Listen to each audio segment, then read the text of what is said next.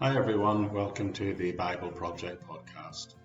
And today we're continuing our journey through the book of Genesis. We're in part 90 of season 2 of the series. And if you wish, you can go back right to the beginning, pick up episode 1 of season 2 and join us in this journey through what we hope will be the entire Bible in however many years it takes. But if you'd like a complete overview of the Bible before embarking on this massive journey together, then season 1 covers the 66 books of our Bible in 66 short individual episodes. But here we go again with this Genesis text, and we're beginning with what appears to be just another list of names. What do you think when you reach a Bible passage like this, like the one we've reached today? A long list of names is presented before you, some of which you might even struggle to pronounce. When I read the Bible as a young Christian, I would often get very discouraged when I arrived at these passages. And I wonder what most preachers do when they arrive at a passage like this.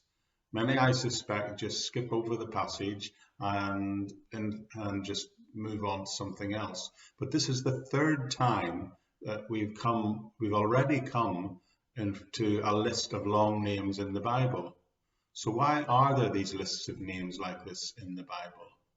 If you ever purchased an abridged version of the Bible, or perhaps a youth version of the Bible, you will probably notice that the first thing they do is cut out some of these long lists of names.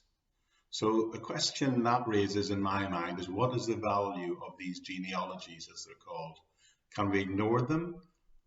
Is it best that when we're teaching through the Bible that we ignore them so that we don't discourage people who are attempting to read through the Bible? Would the Bible really suffer if we didn't have these lists of names in them? So the question comes down is really to what is the value of these biblical genealogies? Is it just another long list of names? So I want us to look at this passage, this passage over the next couple of episodes and ask the question, why is it here? Why did the early church feel that these were important enough to leave them in the text when they could put the Bible together? And as we go through this passage over the next couple of episodes, my goal is really to try and for us to do three things together. I want us to look at why the passage is in the Bible in the first place. I'd also like us to look at this passage in the context of the book of Genesis in which we find it. And then the third thing I'd like to do is ask us what this passage actually means for us living today. Because believe me, this passage intimately connects and relates to the rest of the New Bible and indeed the New Testament. Now, unusually this time we're not going to read this chapter all the way through. Rather than that, I'd like us to just do a survey through it as we work through it. Now, as always, there is a complete transcript of this message along with the complete text if you want to follow it along in the episode notes section of this passage.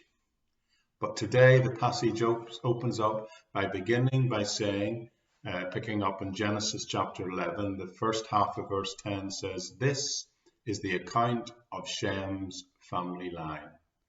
Now we've seen this phrase, "this is the account of," appear several times already as we've worked through these first 10 chapters of Genesis.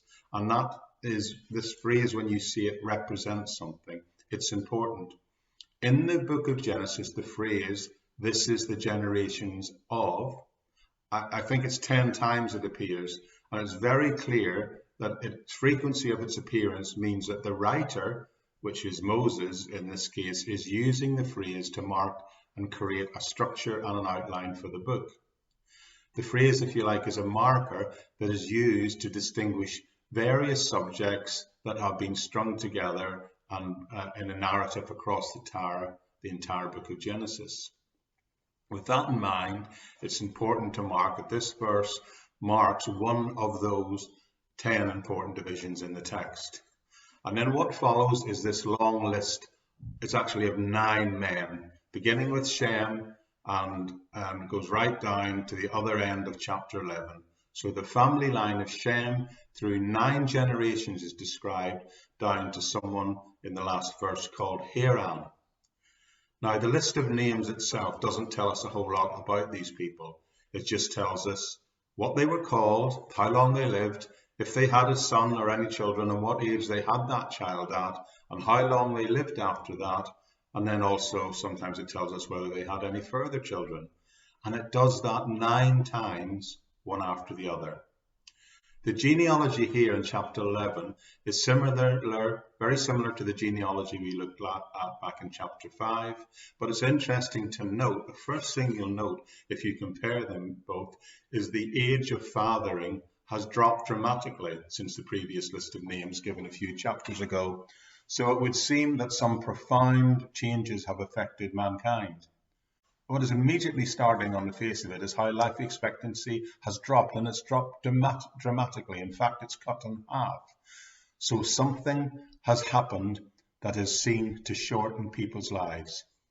Even if you don't believe that the lives mentioned here are literal years, what must still jump out at you is the fact that the lifespan in this text compared to the previous generation has been cut in half. There's no escaping that.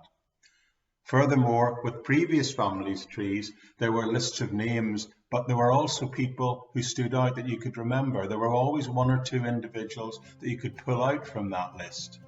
The outstanding people in chapter 5, the names of those people that were drawn particular attention to, was Enosh, who we remember we were told he walked with God and that God took him, that he translated him. In chapter 10, the previous list of names, just in the last chapter, you remember that we said there were 2 names that stood out. They were Eber and Nimrod. Now, in these earlier passages, there was always someone you could land on and say, yeah, that person was significant. That person represented one aspect of humanity, and this person represented another aspect of humanity. But we can't do that here with this list of names. It's just there's someone had a son. It tells us how long they lived after that. So we have to really ask the question, what's the bigger picture? What's really going on here? What is the value and the significance of this list? Well, hopefully I'm going to be able to tell you what that is in the next episode. So I look forward to seeing you then.